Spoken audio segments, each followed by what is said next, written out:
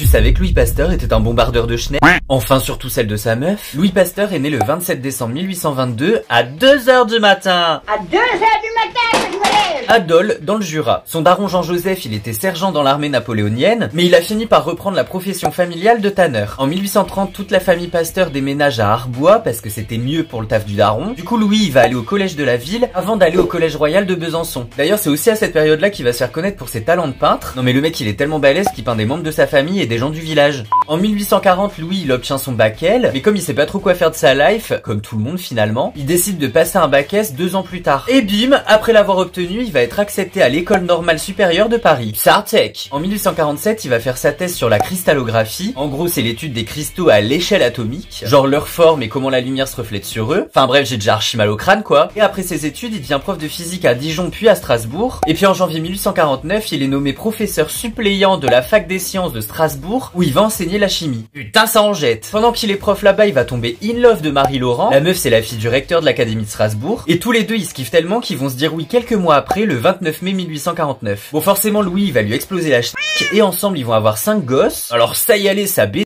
Mais malheureusement, il y en a 3 qui vont canner archi jeunes. En 1854, Louis Pasteur, il est nommé prof de chimie et doyen de la fac des sciences de Lille, où il va faire ses premières grandes découvertes. À ce moment-là, ça fait déjà 5 ans qu'il étudie la fermentation, et franchement, son taf, il va être grave stimulé à Lille. Parce qu'en fait, les brasseurs lillois, ils vont lui demander de l'aide pour la conservation de la bière. Non mais franchement, moi, j'ai jamais compris l'utilité de conserver de la bière. Enfin, je veux dire, tu me fous un fût devant la gueule, il a même pas le temps de réchauffer. Bah, les petits topos sur ces petites découvertes. En 1861, il prouve l'existence des bactéries. La même année, il va découvrir le processus de fermentation. Ouais, en vrai, on connaissait déjà la fermentation, mais on savait pas vraiment comment ça marchait. Et il va aussi prouver que la génération spontanée n'existe pas. En gros, rien ne naît spontanément, même pas un micro-organisme. Du coup, grâce à ça, tout le monde va comprendre l'importance de l'hygiène pour éviter les maladies. Mais attends, c'est pas fini parce que ces 2 plus grandes découvertes vont arriver un peu plus tard, comme celle qui porte son nom. Parce qu'en fait, 4 ans plus tard, le petit loulou, il va inventer une méthode pour conserver les aliments qu'on appelle la pasteurisation. En 1865, Jean-Baptiste Dumas, un sénateur et ancien ministre de l'Agriculture et du Commerce, demande à Louis d'essayer de comprendre ce qui bute les vers à soie dans les élevages du sud de la France. Et alors, ni une ni deux, le Pasteur, il fonce à l'est et il finit par trouver la solution au problème. Bon alors là, tu te demandes pourquoi je te raconte cette anecdote complètement nulle à chier. Et ben en fait, c'est parce que ses études sur les vers va lui donner envie de s'intéresser aux maladies des animaux. Et en 1879, Louis Pasteur et ses potes Émile Roux et Émile Duclos vont découvrir qu'en injectant une petite quantité du choléra des poules assez volatile, et ben elles meurent pas et en plus elles résistent à de nouvelles infections parce que ça aide leur corps à se défendre. C'est tout bonnement le principe de la vaccination. Bon, comme ces vaccins ils ont bien marché sur les animaux, Pasteur il va se lancer dans des nouvelles recherches pour essayer de trouver un vaccin contre la rage. Du coup, il va commencer à faire ses expériences sur des lapins et des chiens, et puis il finit par tester son vaccin sur 2 hommes, mais ils se font tous les 2 soulever par la grande faucheuse. La tuile.